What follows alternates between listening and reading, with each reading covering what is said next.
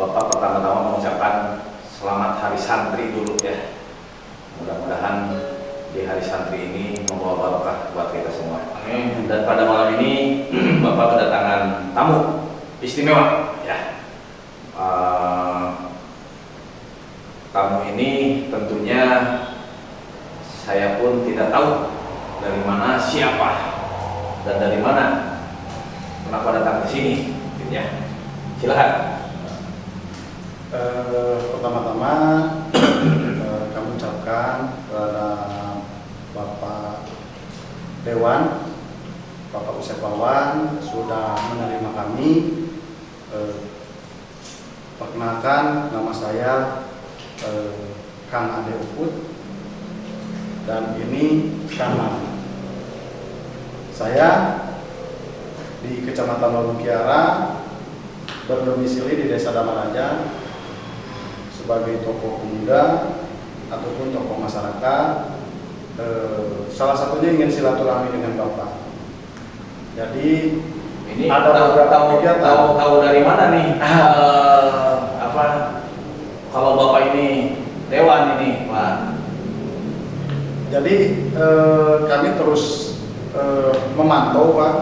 Salah satunya dari media sosial dan di lapangan, karena mungkin dewan yang di Dapil 1 ini yang saya kira yang terus aktif dan terus di lapangan terus sinergi, ya salah satunya yang mungkin Bapak. Selanjutnya begini, tentunya ada maksud nih, ya. Siapa tadi itu? Kang Warna ya, Ketua Karang Taruna ya. Ada maksud nih ketemu Pak Dewan ya. Kira-kira apa nih? Kira-kira maksud ke Pak Dewan ini ya. Ya. Karena biasanya kalau ke Dewan itu beranggapannya Dewan itu wah segala-galanya ya. Ya. Kira-kira apa nih yang dimaksud Kang Ade sama Kang Warna nih menemui Pak Dewan malam-malam ini ya? Siap. Salah satunya kami memang dari kepemudaan, dari Karang Taruna, kita sebelum bersilaturahmi ke sini kita musyawarah, Pak. Kita musyawarah, salah satunya ada kegiatan olahraga, turnamen Damarajaka. Dan ini pun kami ke sini itu hasil musyawarah. Jadi bisa dibilang ini hasil rembugan para tokoh masyarakat dan tokoh pemuda. Akhirnya kami bisa hadir ke sini, bisa datang ke sini bersilaturahmi dengan Bapak.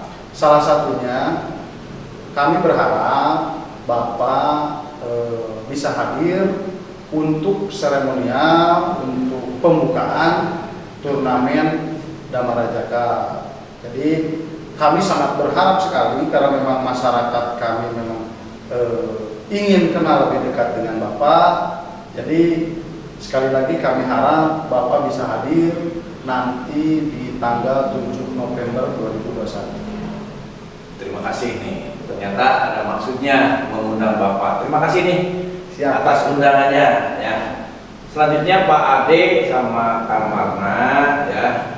Ini pemuda ini kalau Bapak bicara masalah olahraga sudah agak aneh ya. Pasti ujung-ujungnya olahraga. Kalau pemuda itu Karang Taruna juga ya. Barangkali nih selain olahraga apa yang digarap dalam pembangunan mendukung pembangunan yang ada di desa ya, baik Karang Taruna maupun Kang Ade sendiri ya. Mungkin Kang Ade sebagai tokoh pemuda, ini juga sebagai pejabat Karang Taruna ya. Kang Warna, saya pun ingin nanya nih, Kang Warna sebagai salah satu tokoh pemuda ya, sebagai ketua Karang Taruna. Bapak tahu kalau olahraga adalah membangun di bidang olahraga ya. Tapi tentunya Bapak pun ingin tahu kiprah dari pemuda ya. Mungkin sudah tahu lah Kang Warna, kalau olahraga sepak bola sekarang adalah salah satu membangun juga ya, tapi membangun jiwa dan raga, karena harus kuat jiwa dan raganya supaya bisa membangun di lingkungan desa. Kira-kira apa ya selain membangun jiwa raga yang sedang yang sedang diprogramkan oleh Karang Taruna? Kalau untuk saat ini mungkin yang pertama yang sudah dijelaskan tadi sama Kang Put, satu turnamen. Yang kedua, kita sekarang bergerak di bidang kesenian Pak. Yaitu seperti contohnya hal kita pencak silat. Di Desa Damaraja kita itu ada satu kesenian pencak silat di bawah naungan Karang Taruna. Nah, itu yang lagi kita terus support kepada anak-anak ataupun kepada orang tuanya. Terus yang ketiga di bidang keagamaan Pak. Jadi setiap malam minggu itu kita mengadakan masjid door to door itu dalam satu minggu itu satu kali itu disebutnya muhadharah. Jadi pertemuan anak santri dari masjid tersebut jadi ke masjid induk Pak di desa kita, di Desa Damaraja. Kalau untuk yang lainnya kita pun ada di sana, yaitu dari segi seperti dari segi nanam ikan. Itu kita pertanakan. Berarti ekonominya ya? Ya, ekonominya. Itu untuk memberdayakan anggota-anggota kita Pak Karang Taruna. Jadi kita itu kemarin alhamdulillah ada uang yang disebut namanya uang pembinaan, uang kas dari desa. Terus kita belikan bibit ikan, bergulir. Itu pun sistem pemeliharaannya kita estafet. Misalkan periode yang pertama si A, periode yang kedua si B. Jadi mereka pun tahu nanti semuanya. Kang Marna menyebutkan ya, jadi sudah lengkap pembangunan ekonominya, pembangunan keagamaannya, sosialnya, ya. Nah sekarang infrastruktur, Kang Marna, apakah ada peran pemuda membantu dalam pembangunan yang dilaksanakan oleh masyarakat desa? Kalau untuk infrastruktur yang kegiatan-kegiatan mengenai desa, kita pun ikut serta Pak dalam membantu. Seperti contohnya misalkan ada satu kerja bakti, kita pun ada instruksi dari Kadus, RT ataupun RW, aparat desa lah yang intinya. Nah, kita pun komunikasi sama rekan-rekan kita. Ada di sana, misalkan contoh ada pengaspalan. Nah kita pertama kita kerja bakti ataupun bersihkan dulu jalan tersebut kita bersihkan. Nah, ataupun solokan-solokan yang tersumbat kita kita campur. Nah, setelah kita campur, barulah di situ mungkin perannya desa tinggal pengaspalan Pak.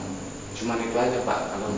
Ya, jadi Bapak sekarang ingin ke Pak Deukut nih, mau menanyakan tentang peran dari tokoh masyarakat. Ya, Kang Ade, nih Kang Ade sebagai tokoh pemuda ya. Tapi pemudanya sudah lewat ya. Sudah lewat. Tapi tua pun belum ya.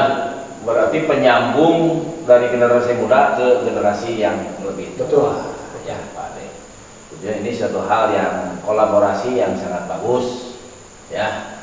Jadi ini seperti apa nih teknik untuk membuat sebuah konsep sehingga ada satu kesamaan visi antara keinginan generasi muda dengan keinginan para sesepuh atau tokoh atau orang-orang tua di sana ya, seperti apa, sehingga tidak lagi kegiatan pemuda itu dianggapnya kegiatan yang mengada-ada lah gitu.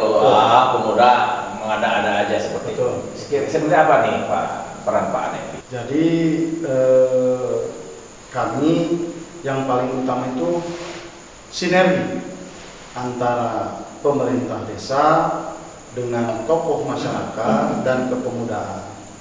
Jadi mungkin Bapak pun harus tahu bahwa kami pun ada satu program lagi. Jadi pelajar dari tingkat PAUD sampai tingkat SMA ini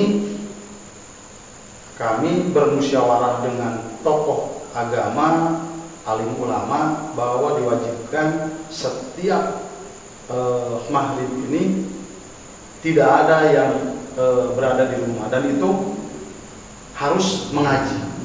Jadi kita sebagai tokoh masyarakat dan kepemudaan terus mengawasi itu karena mungkin itu akan jadi cikal bakal kepemudaan kami nanti di sana. Jadi di samping kita di keagamaan pun kita difokuskan, di sisi lain juga olahraga pun dari pencaksilat, olahraga yang lainnya termasuk misalkan di hari-hari PHBN kita memang terus aktif Pak, termasuk untuk kegiatan sosial kerja bakti dan untuk mengembangkan kewirausahaan. Salah satunya yang hari ini masih berjalan itu adalah tambang.